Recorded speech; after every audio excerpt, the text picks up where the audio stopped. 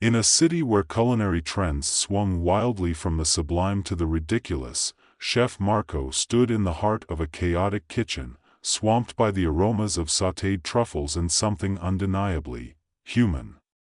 He wore a chef's jacket that seemed to bear the weight of the world, his expression a mixture of exhaustion and excitement.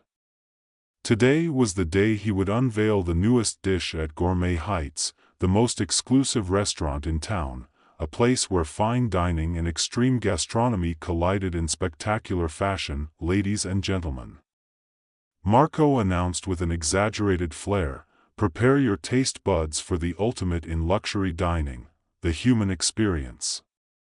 The diners, a mix of the fabulously wealthy and the food-obsessed, leaned forward, forks poised with eager anticipation.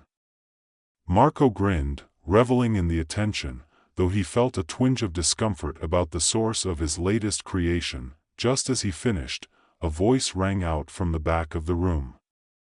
"It tastes too human." The word sent ripples of laughter through the crowd. Marco's heart sank. He had meant to create a playful commentary on the trend of unusual ingredients, not ignite a culinary scandal. "Just a hint of irony," he retorted, attempting to reclaim the moment.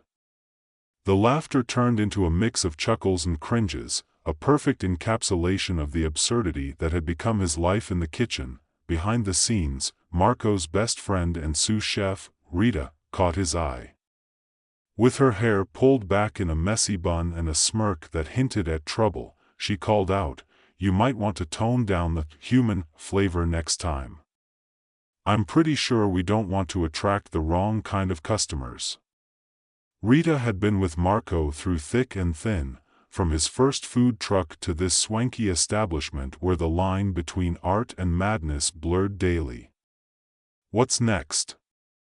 "A special on chic Chateaubriand, made from the rich and famous," she teased, earning a laugh from the staff as they prepped the next batch of bizarrely extravagant dishes. As the night progressed, Marco found himself reflecting on the bizarre direction food culture had taken. "Remember when a well-cooked steak was the pinnacle of fine dining?" he mused, stirring a pot filled with an unidentifiable yet delicious concoction. "Now it's all about experiences." Rita rolled her eyes, pouring some overly expensive olive oil into a pan. "You're not seriously going to serve a dish inspired by human meat, are you?" "Of course not," he replied, a mischievous glint in his eye. "But I'm curious. What if we take the idea of sustainable sourcing to the extreme? I mean, isn't that what they want?" The two chefs shared a conspiratorial look, and Marco's mind began to spin with the possibilities. Weeks passed, and as the hype around Marco's so-called human-inspired dish grew, he learned about a prestigious culinary competition that would test the boundaries of gastronomy, the ultimate taste-off. The grand prize? A Michelin star, a dream that now felt tantalizingly close yet uncomfortably out of reach. "All right, Marco," Rita said one day, waving a flyer in front of him. "This is our chance. But if you're going to do this, we need to go all in. No half measures." "Right," he said, excitement bubbling. "But how do we find human meat without, actually using humans?" Rita snorted. "I can't believe I'm about to say this, but let's dive into the underground scene. There's got to be a way to fake it." And so began their ludicrous quest. They scoured the city, hopping from one underground restaurant to another, each more bizarre than the last. One evening, they stumbled upon a secret pop-up called Cannibalistic Cuisine, where chefs competed to create the most shocking dishes. The sign on the door read, "Leave your ethics at the door." Inside, they were greeted by a cast of eccentric characters, chefs who spoke of human flavor profiles and ethical sourcing as if they were discussing the latest fashion trends. Marco and Rita shared incredulous glances as they listened to a chef who claimed to have harvested his ingredients from a network of willing donors. "Is this for real?" Marco whispered to Rita, trying to suppress a laugh. "Are they actually serious?" "Only in this city," she replied, shaking her head in disbelief. After several more absurd encounters, Marco decided it was time to experiment in the kitchen. They concocted a mixture of flavors, duck, beef, and a dash of secret spices, to mimic the taste they imagined human meat would have. The dish, dubbed Humanity's Fare, was a masterpiece of culinary deception. As the competition drew nearer, Marco felt the weight of his decisions.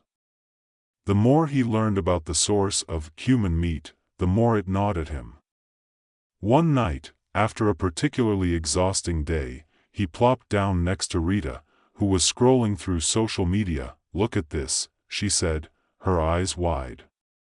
"People are actually arguing about who serves the best human-inspired dish. It's insane." Marco sighed. "It's not just about the dish anymore. It's about what it represents. What if we're glorifying something terrible?" Rita nodded, her expression serious for once. "We need to make a statement. This is our chance to do something real, something meaningful." And then it happened. The night before the competition, Marco accidentally combined the wrong ingredients in a frenzy, creating a dish that had the perfect balance of flavors, without any hint of human meat. "What is this?" Rita exclaimed, taking a bite. "This is incredible." Marco grinned. "Let's call it rebirth. It's about moving forward, not backward. We can still create without crossing the line." Competition day arrived, and Marco stood before a panel of judges, food critics known for their ruthless opinions. The room buzzed with anticipation as each chef presented their creations. Marco felt a knot of anxiety in his stomach as he watched others serve their human dishes, garnering gasps and applause. When it was finally his turn, he stepped up, heart racing. "Ladies and gentlemen," he began, "I present to you a dish that honors the human experience without the ethical dilemmas." He revealed his creation, beautifully plated and fragrant. The judges exchanged intrigued glances, taking their time to savor the dish. A moment of silence hung in the air before one of them finally spoke. "This is a remarkable reinterpretation of what it means to source sustainably. It's refreshing." Marco exhaled in relief, a grin spreading across his face. He had done it. He had created something meaningful that transcended the ridiculousness of the trend. But as the competition concluded, the buzz turned into something more sinister. A scandal broke out regarding the underground market that had inspired the whole culinary craze. The media exploded, lambasting chefs who had flirted with cannibalistic ideas. In the fallout, Marco found himself caught in the middle of a whirlwind of controversy. "I'm not a cannibal," he insisted to a reporter. "I'm just a chef trying to find my way in a ridiculous industry." Rita stood beside him, arms crossed, rolling her eyes at the absurdity. "And we made it without actually hurting anyone, thank you very much." As the dust settled, Marco and Rita decided to take a step back from the high-stakes world of fine dining. They traded their Michelin dreams for something simpler, a food truck that would celebrate the joy of eating without the theatrics. "Sometimes," Marco said as they painted their new food truck bright yellow, "the best ingredients are just good old-fashioned humor and a dash of humanity. And maybe a little bit of duck," Rita added with a wink. As they rolled through the streets, serving up delicious, ethically sourced meals to smiling customers, Marco realized that the culinary world was still out there, but he had chosen to redefine it on his terms. With laughter and a renewed sense of purpose, they embraced the chaos, ready to turn their culinary adventures into something refreshingly real. As Marco and Rita cruised through the city in their bright yellow food truck, dubbed Taste Buds Unleashed, they reveled in the freedom of their new venture. The pressure of Michelin stars and culinary competitions faded away, replaced by the laughter of customers and the sizzle of perfectly cooked street food. "Look at this!" Rita exclaimed, gesturing to a group of college students eagerly snapping photos of their meals. "They're loving it. No pretense, just good food." Marco grinned, watching the scene unfold. They had opted for a menu filled with accessible, playful dishes, burgers, tacos, and an assortment of fusion items that celebrated diverse culinary traditions. Each dish had a story, inspired by their adventures in the culinary world, but grounded in the kind of flavors that made people smile. "Let's give them a taste of our humanity burger," Marco suggested, chuckling at the irony. "Made with ethically sourced beef and a whole lot of love." Rita raised an eyebrow, a playful smile on her lips. "No more human-inspired nonsense, right? Just good old-fashioned beef?" "Exactly," Marco said, pumping his fist in the air. "And let's not forget the secret sauce." They worked seamlessly together, the rhythm of their collaboration a comforting familiarity. Marco tossed patties on the grill while Rita assembled toppings, their banter light and filled with inside jokes about their previous culinary misadventures. As they served their first customers, Marco felt a rush of satisfaction. The joy on people's faces as they took their first bites was a far cry from the anxious anticipation of fine dining. Here, it was all about connection, between the chefs and the food, and between the food and the people who enjoyed it. "Here's the deal," Rita said after a particularly busy lunch rush. "We need to keep this momentum going. How about we start featuring Dish of the Day based on what's in season?" "Great idea," Marco replied, already envisioning a chalkboard outside the truck, inviting customers to explore new flavors. "We could do themed days, Taco Tuesdays, Meatless Mondays. And let's not forget about dessert." Rita laughed, shaking her head. "You're always thinking about dessert. But I'm in. Let's make this food truck the talk of the town." Over the following weeks, they poured their energy into the food truck, each day bringing new customers and fresh ideas. They became regulars at local markets, setting up their truck amidst the vibrant atmosphere of food stalls and live music. Word spread quickly. People came not just for the food, but for the experience. One afternoon, as they were setting up for the dinner crowd, Marco spotted a familiar face weaving through the market. It was Mr. Gainsborough, the owner of Gourmet Heights, his expression a mix of curiosity and disbelief. "Marco," Gainsborough called, stopping in front of the food truck. "What on earth are you doing here?" "Just serving up some delicious street food," Marco replied, crossing his arms with a grin. "You know, the kind that actually makes people happy." Gainsborough chuckled, glancing at the colorful menu board. "I must say, I never expected you to embrace the casual scene. This is quite the departure from your former culinary life." "Maybe it's time for a change," Marco said, shrugging. "Not everything has to be fancy to be good." "I admire that," Gainsborough said, nodding. "And you've got quite a following already. I saw the lines when I drove by. Maybe I underestimated your potential." Marco felt a surge of pride at the compliment. "Thanks. We're just having fun and keeping it real." "Speaking of keeping it real," Gainsborough said, his tone shifting slightly, "you know, there's still a buzz around your humanity burger. People are curious about your time at Gourmet Heights, the underground scene, your discovery of flavors." "Yeah, And we're not going back there, Marco replied firmly. That chapter is closed. Fair enough, Gainsborough replied, holding up his hands in surrender. I just thought you might want to explore the idea of a collaboration. Perhaps a pop-up event, combining high-end with street food? Marco blinked, caught off guard. You want to feature us at Gourmet Heights? Why not? Gainsborough smiled, his eyes glinting with opportunity.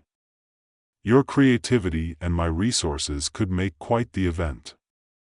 We could draw in crowds from all over. Rita, who had been listening intently, shot Marco a questioning look. What do you think? Marco weighed the offer carefully. While he was tempted by the prospect of gaining more exposure, he didn't want to compromise the spirit of what they had created. I appreciate it, Gainsborough, but we're not looking to change who we are. We love this space and the freedom it gives us. Gainsborough nodded, respect evident on his face. I understand. Just know the door is always open if you change your mind. As Gainsborough left, Marco and Rita exchanged glances, a mix of excitement and uncertainty swirling in the air. What do you think? Rita asked, crossing her arms. I think he's serious about the collaboration, Marco replied. But I'm not sure we're ready to dive back into that world. True, Rita said, a thoughtful expression crossing her face. But what if we could use that opportunity to make a statement about food culture? We could showcase the joy of simple ingredients and bring attention to ethical sourcing. Marco nodded slowly, the idea starting to take root. We could turn it into something meaningful.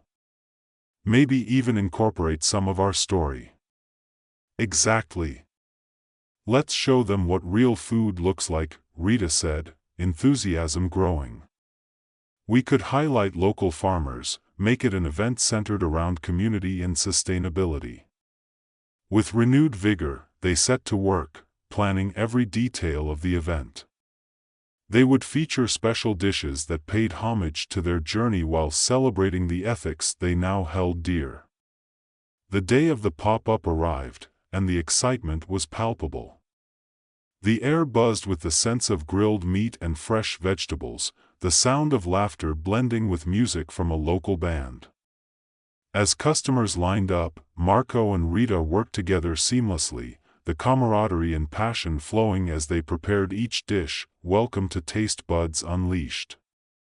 Marco called out, his heart racing as he spotted familiar faces in the crowd.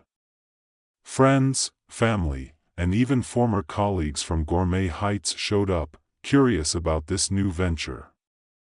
The event unfolded beautifully, with laughter and conversations mingling with the delicious aromas wafting from the truck.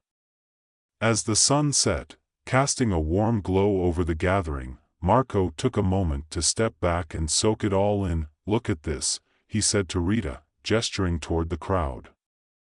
People are connecting over food, just like we wanted. Yeah, she replied, smiling widely. And it feels right. This is our world now. As the night continued, Marco felt a sense of belonging wash over him. They weren't just serving food, they were creating an experience rooted in authenticity. It was everything he had hoped for, a celebration of culinary arts without the pressures of pretentiousness. When it came time for the closing remarks, Marco stepped up to the makeshift stage. Thank you all for being here tonight. We're not just food trucks, we're part of a community that values flavor, sustainability, and joy. This is just the beginning for Taste Buds Unleashed. The crowd erupted in applause, their enthusiasm fueling his spirit. Marco exchanged a proud glance with Rita, both of them knowing they had created something special. As the last customers trickled away, Marco turned to Rita. What do you say we celebrate our success with a late-night burger? Absolutely, she replied, laughing. I think we deserve it. As they prepared their meal, Marco felt a renewed sense of purpose. They had transformed their passion into something meaningful and impactful, a true reflection of their culinary journey. That night, as they shared their burgers under the stars, Marco realized that the absurdity of their past had led them to this moment: a simple truck, a community of food lovers, and the freedom to create joy through cooking. In that quiet moment, he felt content, ready to embrace whatever came next, knowing that they would face it together, one delicious bite at a time.